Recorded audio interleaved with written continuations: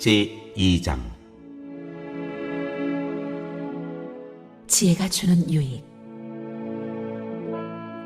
아이들아, 내 말을 받아들이고 내 명령을 마음속 깊이 간직하여라.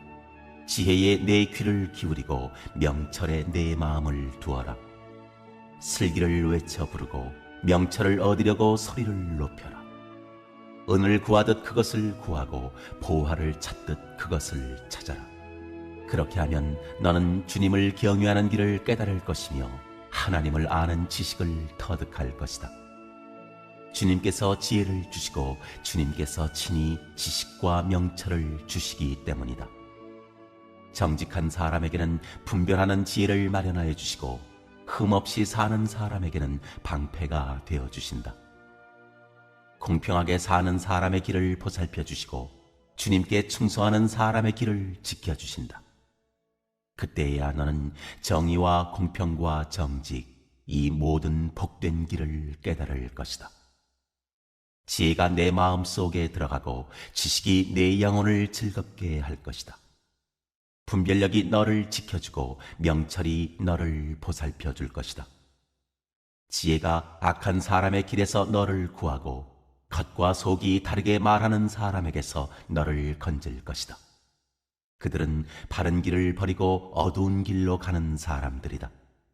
그들은 나쁜 일 하기를 좋아하며 악하고 거스르는 일 하기를 즐거워한다.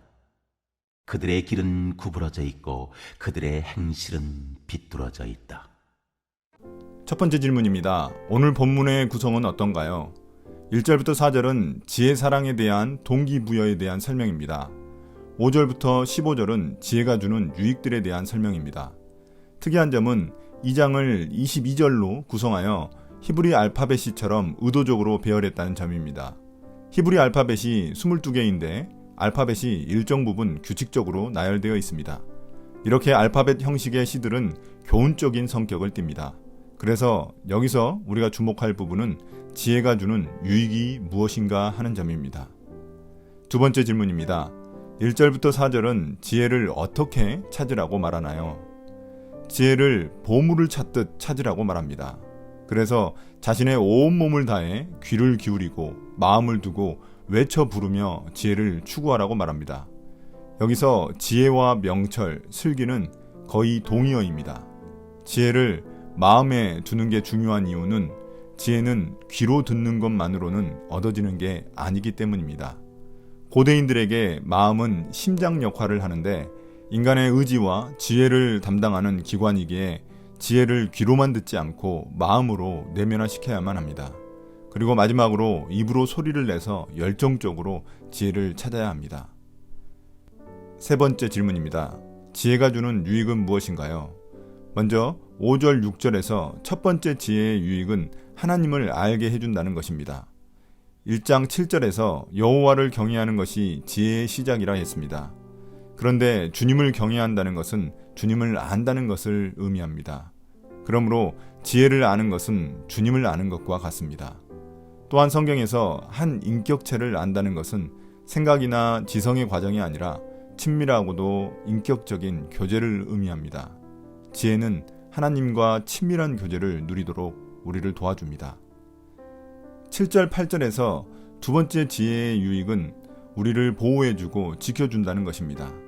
주님은 정직한 자에게는 분별하는 지혜를 주십니다. 여기서 분별하는 지혜란 위기관리 능력을 의미합니다. 흠 없이 사는 자에게는 방패가 되어 주십니다. 방패란 주님이 위기 때에 보호해 주신다는 것입니다. 정직하고 흠이 없이 사는 것은 삶의 방식을 의미하며 이를 공동번역에서는 떳떳하고 올곧게 사는 것이라고 말합니다. 그래서 8절에 등장하는 공평하게 사는 자, 주님께 충성하는 자는 7절 정직하고 흠이 없이 사는 자와 거의 동의어입니다. 그 사람들의 삶의 방식이 바로 여기서 말하는 길이라는 말로 표현되어 있습니다. 한두 번 그렇게 사는 게 아니라 지속적으로 그런 삶을 추구하며 살아가는 사람들입니다. 주님이 그런 자들의 길을 보살펴 주시고 지켜주신다는 것입니다. 9절부터 11절에서 세 번째 지혜의 유익은 사람들이 함께 사는 데 있어 옳은 것이 무엇인지 깨닫게 해준다는 것입니다. 여기서 옳은 것이란 정의, 공평, 정직입니다. 이것이 복된 길임을 깨닫게 해줍니다. 그가 이렇게 깨닫게 된 이유를 10절, 11절에서 설명합니다. 지혜가 그의 마음속에 들어갔기 때문이며 지식이 영혼을 즐겁게 해주기 때문입니다. 또한 지혜의 친구뻘인 분별력과 명철이 그 사람을 지켜주고 보살펴주기 때문입니다. 여기서 영혼이 즐겁다는 말은 지혜가 그 사람에게 새로운 삶의 감각을 제공했다는 말입니다.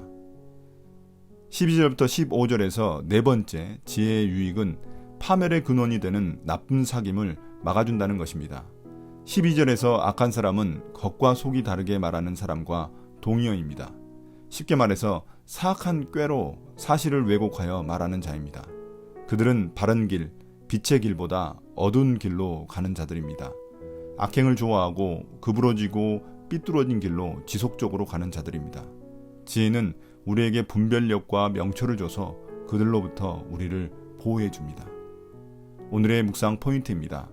첫 번째, 참된 지혜는 단순히 자기 개발이나 처세술이 아닙니다. 참된 지혜는 삶의 태도이자 방식이며 우리가 나아가야 할 길입니다. 그 참된 지혜가 주님을 경외하는 데서부터 시작됩니다. 내가 오늘 하루도 나의 일상에서 주님과 교제할 때 세상을 올바르게 살아갈 지혜를 허락해 주십니다. 두 번째, 무엇이 옳고 그른 것인지 분별하기 쉽지 않은 세상입니다. 지혜를 구하고 따르는 삶의 훈련이 되어 있지 않으면 나도 모르는 사이에 악인의 길에 들어설 수 있습니다.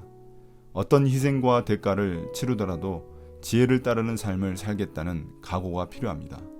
지혜를 듣는 데 그치지 않고 마음에 새기고 실천해야만 합니다. 오늘 묵상을 마치겠습니다. 감사합니다.